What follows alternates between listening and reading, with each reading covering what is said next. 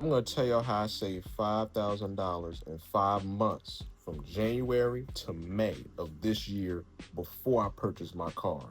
Had I not purchased my car, I'd be on pace to be saving about $12,000, $13,000 this year alone.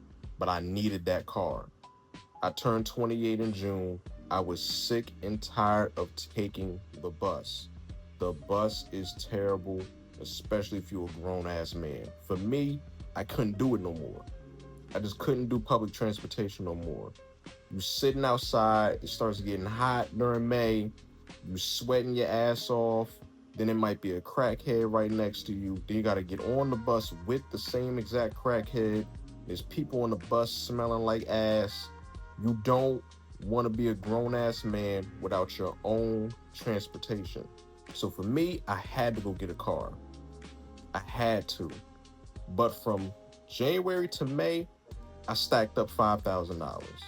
I put 2,500 towards the down payment for that car, kept the other 2,500 in my high yield savings account. So I'm gonna tell y'all how to get 5,000 within 5 months. First thing you need to do, if you get an income tax check the beginning of the year, sometimes usually around February or March, your income tax check comes in. If you do it correctly, you should get $1,000 minimum. Sometimes you get 1,200, 1,300. Some people get way more if you have kids.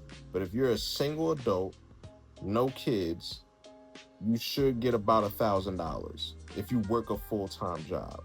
You take that income tax check, savings, straight savings. Don't try to blow it on nothing else. If you're gonna pay your rent with it, that's one thing.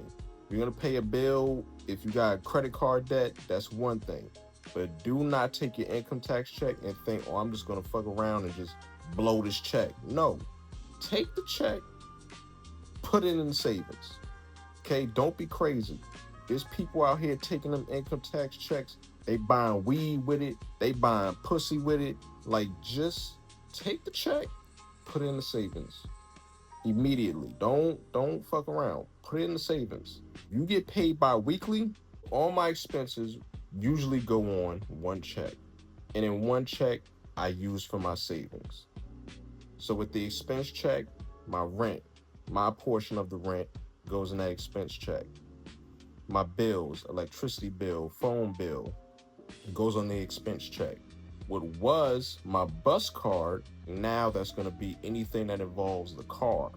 So my car payment and my car insurance goes on that expense check. Then my other check that I get, savings. So if I get 1,200 or 1,300 on that check, I'm saving $1,000 out of that check immediately. That's the simple breakdown of how you could save $1,000 a month if you're getting paid bi-weekly. One check you make all the expenses for. You make that your expense check, one check, savings check. Some people, they like to do the 5-20-30, 70-20, 70-20-10, and they like to break down the percentages. In real life, you're not going to be able to sit down and punch these numbers in and do these percentages all the time unless you have like an app. I know Dave Ramsey has the Every Dollar app.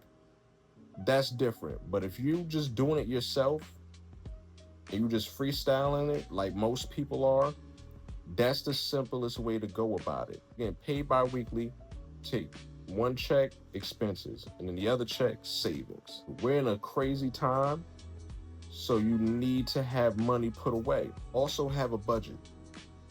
Also have a strict budget. Because if you don't have a strict budget, whatever money you don't save or you don't put towards bills, you just end up blowing it and spending all of it anyway. So make sure you got a strict budget. There will be no clubbing. There's no, throwing money on ass, spending money on ass. There's none of that. There's none of that. You don't have any room for that at all. So you got to make a very strict budget for yourself. You got to make sure you're not spending nothing crazy. Buy a pair of sneakers here and there. You know what I'm saying? If you got a girlfriend, go on a date here and there. But you can't afford to just be like, oh, I want to go on a trip. You can't afford that. When you really trying to hit a savings goal, a finance goal, you don't have the time to be bullshitting like that.